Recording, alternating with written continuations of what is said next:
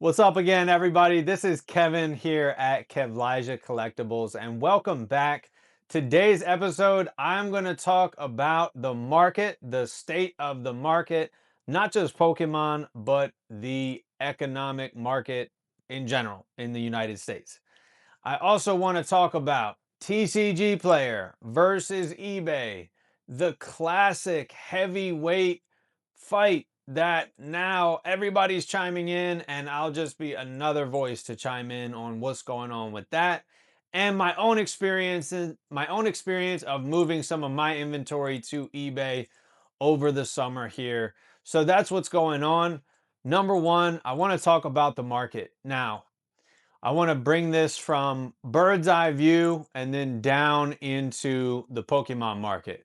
Bird's eye view, the American economic market, not great.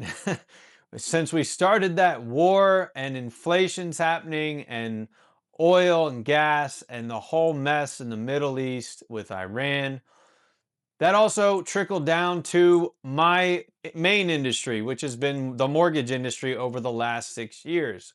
Right now, I am in a cycle of the slowest I have ever been in the 6 years of the mortgage industry.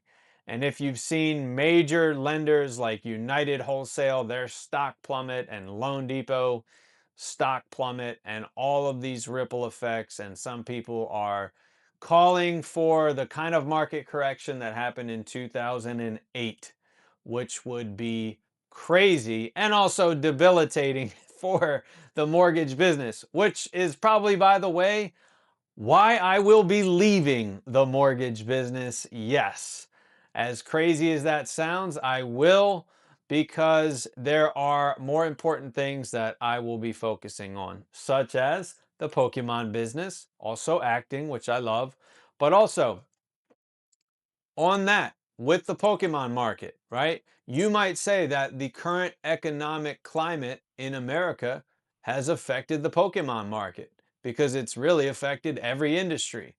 So I realize summer's probably average going to be slow from what I've heard from other creators in the Pokemon space. However, this is very noticeable, especially TCGplayer.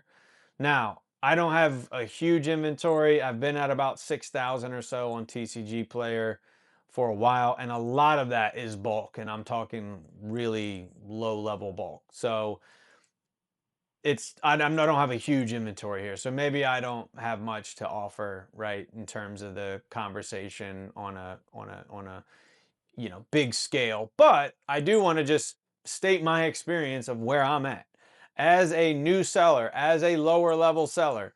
My TCGplayer sales have plummeted, and I'm talking about down to maybe one a week or two a week or whatever, when in the springtime it was like I'm moving 10 plus orders a day, right?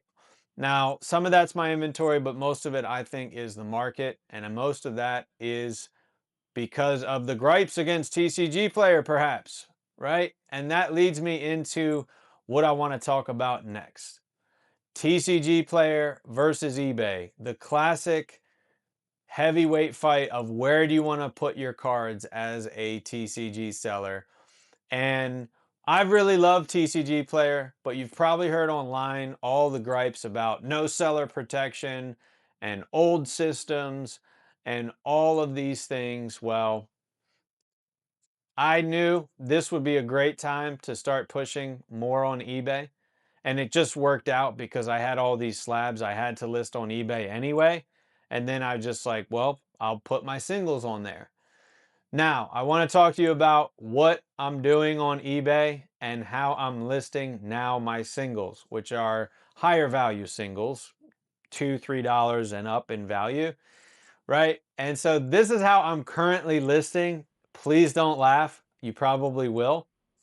I have a light box here. I use that for my wife's business. That is the brand, and I'll post that link.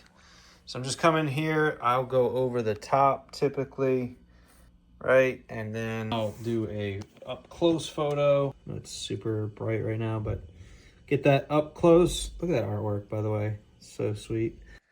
All right, now You might laugh at the amount of time, right? And that's the main thing I know will need to be corrected. But the listings do look pretty clean. You will see my eBay link in the description. So, and I've had good traction. Cards that were sitting in my inventory for months on TCGplayer sold in a matter of days on eBay and not under market or anything like that. I've been pretty much at market or above for most of these sales. And now I'm building traction with these singles and establishing more of an eBay presence, which is great.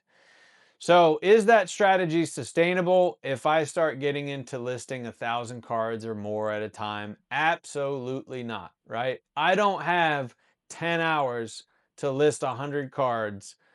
I just don't have the time, right? I've got other stuff I'm focusing on, obviously, a family, other businesses, everything, right? I'm not going to have time for that. So I know I will have to invest in a scanner, which I will. But what I really want to know is, and I'm curious about, is listing bulk cards on eBay that are in the, $1 and less value range. So your EX cards, your V cards, your reverse hollows, your regular hollows, and dare I say, common and uncommon. What are your guys' thoughts? This is the one thing I'm trying to really pin down. Do you think it's worthwhile listing those kind of cards on eBay? What feedback are you getting? Are you making a profit with how much eBay takes from that? And then all of those things and their shipping, obviously, with the $1.36, or if you do free shipping or whatever you do. So that's what I want to know. I'm really curious because I'm trying to time when I'm going to buy my scanner. I've got all kinds of that stuff ready to list. It's currently still on TCGplayer. Right now I'm operating both and I'm finding that's still manageable. The only thing that stinks is having to delete certain cards once they sell on one platform and then delete it from the other platform. Hopefully there's some type of synchronization that can happen at some point between the two platforms, because if I'm not mistaken, eBay owns TCGplayer, but that's another story. Anyway, that's what's going on. Let me know your guys' thoughts. Is it worth selling straight bulk on eBay? What's the best strategy for that? That's what I'm on to next. I appreciate you guys. God bless you guys, and I'm going to see you on the next one. See you.